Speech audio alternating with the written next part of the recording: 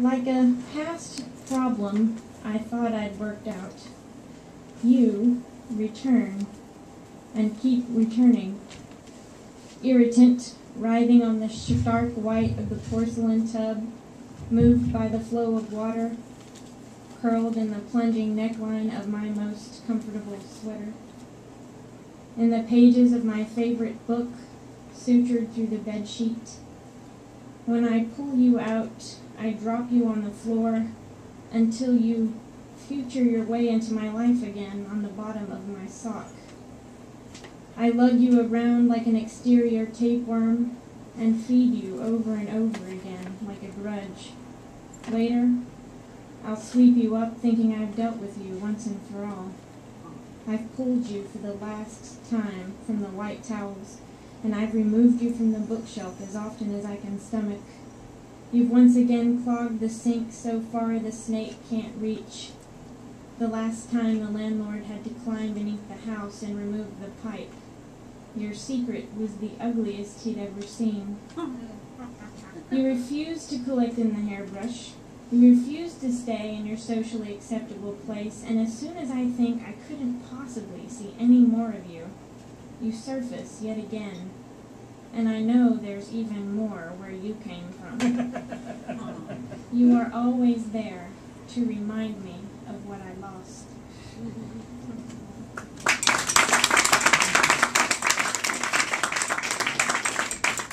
So was I talking about my hair or not?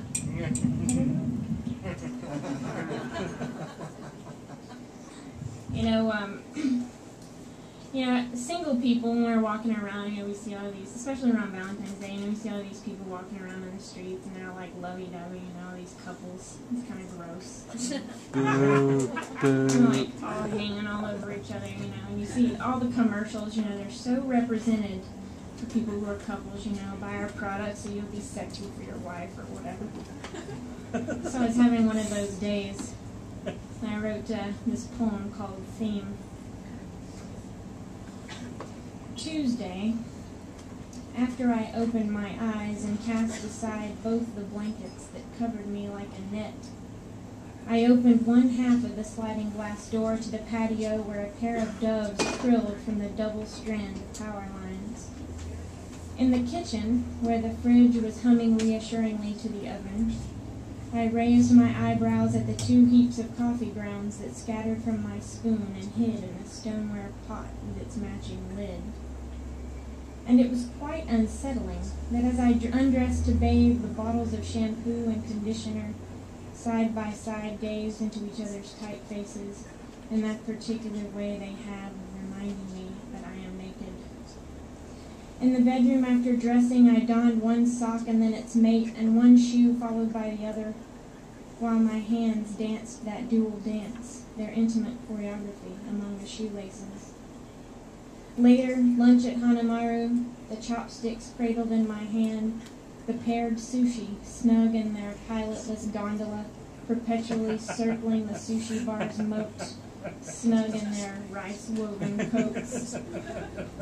Tuesday.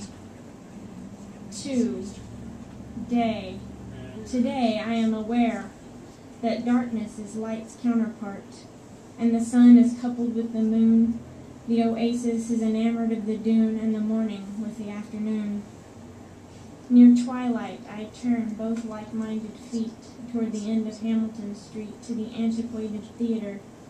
As the organist sinks down like the sun into the horizon of the stage, the curtain rolls back in 2 quiet waves to reveal the evening's double feature.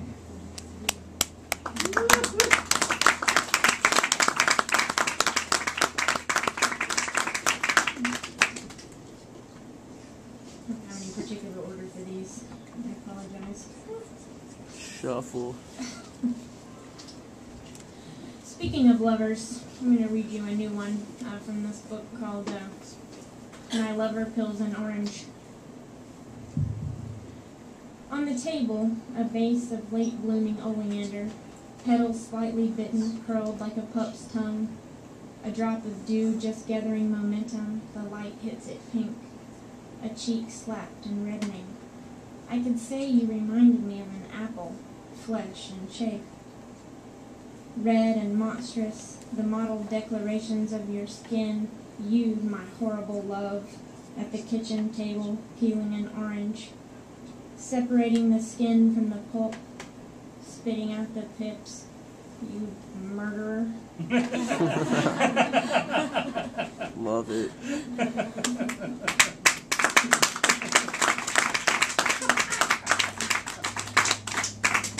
You didn't know I was funny. Oh my gosh, she's a lyric poet. I'm going to do something I rarely ever do. I hardly ever write about myself. In this book you'll find some actual poems that are true and they're hidden in ones that are absolutely false, so you get to guess which ones are real. I'm going to tell you on this one that this is actually a true story except for certain parts of it, so I'm going to tell you which parts.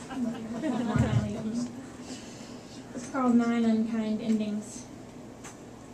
Number 1. I find that I can't love you anymore. Number 2. After eating chili relleno at the Guadalajara, our ears trumpeting still from the relentless mariachi, he buys pistachios unshelled in a newspaper written in Farsi. Grayscale girls keep barreling, veilless, ad infinitum over fire. Your clothes expose too much, he says. Recant your skin, give it to me again and again. He is as foreign as language. Number 3. At our hotel, he says we understand each other because we're both strangers. I wait in the car while he pays for the room the day after the rape. 4. Ever after becomes terror. Number 5.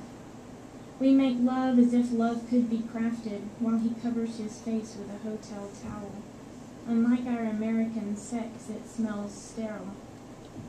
He believes that Allah can't see him if he covers his face like a woman. Number 6. He squanders the grapes into my mouth. Number 7. Ignoble, lurking in the corner, vulgarly disrobed, deadly silent and unkind, the truth unveils itself. He is the winepress, but I am not the wine. Number 8.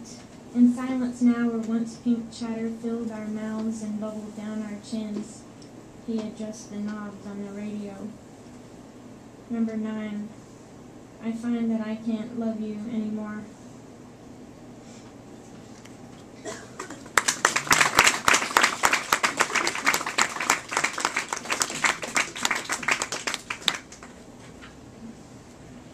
So I have one of these friends, right? He's the kind of person who likes to plan everything out. You know, he's like, you make plans with him, he's got to know exactly what time you're going to be there, exactly what time you're leaving, got the whole route planned out. People like that annoy the fuck out of me, you know, 'cause they want me to know what I'm doing. A big problem. So, I wrote this poem for him. I'm not going to tell you who he is. Yeah. That's called a benediction for the opportune moment. Of course, the time has been set exactly by you. You who have everything planned out, guarding jealously your seconds as they agitate behind the clock face. You who have lassoed the watch hands like 2 wayward steers who have corralled the moments behind a fence assembled of Roman numerals. Have you labeled them properly? This moment is for doing the laundry, and this one for scrubbing the omelet from the dirty skillet. There's a moment for vacuuming the rug, another for mowing the lawn, and one for looking into the stars. My benediction for you, that you have as intimate a partnership with the sky as you do with inconstant time, that you will not be surprised by its thunderbolt, seeing the haggard face of love in the mirror one morning as you were shaving. It would be unacceptable on a day like Monday to find that you could think of nothing else but love, not of the check that anticipates your signature like the harried woman in the grocery store line waiting to buy pears, not of the telephone that needs to hold your voice like a teacup to hear your assurances that you will not be late, that you're penciling it in, that you will not forget to pay the water bill. that its blue eye will not loose its tears upon you on a day when you have not prepared the umbrella or the raincoat.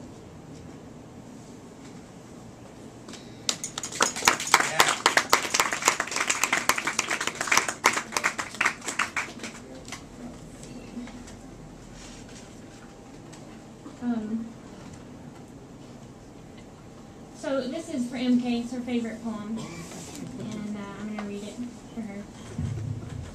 It's called The Autopsy. It's a scary poem, so hold on to your loved ones. You have killed me. Now I lay still, the silver sliver of the table in the morgue cold against my skin, body block urgent against my spine. I am a flower pressed into the leaves of this book. My arms fall backward as if I have just stepped into the rain, mouth open, tongue dancing. Lloros con los cantos lengua de años. I sing with the tongues of angels. Cut out the tongue, search for a cancer. She who speaks her mind, who has died more than once for words. If I ever said, I'll never speak to you again, I'm sorry for that now. Cut open the skin and into my bone a why. You have made my body a question I cannot answer. The scalpel is small and pointed, but the shears are directionless. Crack and the bone gives, the sternum falls away, relieved. At last, I am revealed. Winnow the heart, examine its chambers, scarlet apple inseparable from the branch. Place it heavy in the scale, count it like bushels. Find you are its weight and its measure. Imagine a story told once or many times of two lovers fleeing from a storm, refusing to be sundered by lightning or torrents. The gods taking pity, shifting them into trees, the lovers cling together, becoming one trunk, one system of roots. These are my lungs. Ola vento mentatus atravis arboris uporque moria. The wind keens through the trees because I have died. Excise the belly, the organ of filling and emptying, overhearing once my stomach in conversation with my hands, speaking each in its turn of holding and of letting go. My womb, bald beneath a loam of skin, dome of parachute, a poem is sustained there. It weights the scale with the sad weight of its silence. You have killed me. I die full as a pomegranate, full of milk, full of seeds. See for yourself.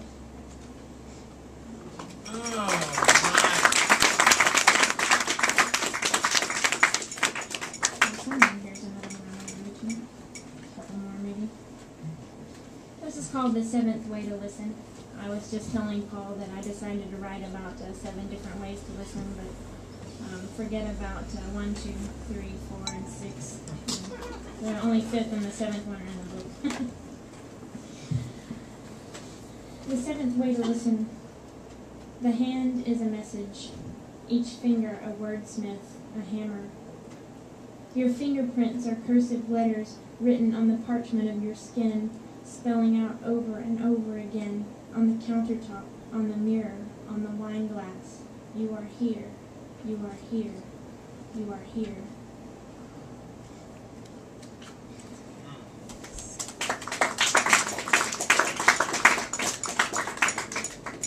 I'll read 2 more for you, and I think that'll be good. Finally found them. It's another love poem for you. It's called House Guest. When I am in love, I cannot but write about love. When I'm not in love, I can only dream of when he is coming back and back. But when he has done this, has arrived at my doorstep carrying a battered suitcase, asking for the twin mattress I pull out for guests, I invite him in. Though every time he breaks the china, steals the real silver, plunders the box of heirlooms for the keepsake and the locket. He drains the savings account before tromping off in the middle of the night with a change jar, all that's left. I rail at him and curse when I stumble from the bedroom in my overworn slippers toward the kitchen for coffee, finding his bed empty. He has not made the bed. His fingerprints are all over the mirror and the framed photographs. His dirty dishes are still in the sink. When love comes back, I say he can kiss my ass. I say he will never step over the threshold again. But I know when he comes again, I'll forget the promise I made to myself, and I'm amazed that I can still believe love is a wanted guest.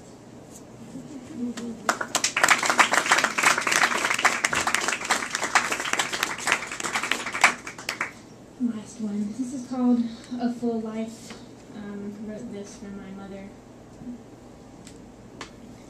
To the heron, stiff-legged and silent, staying for the minnow, his neck suggesting speed, I am awed amazedly.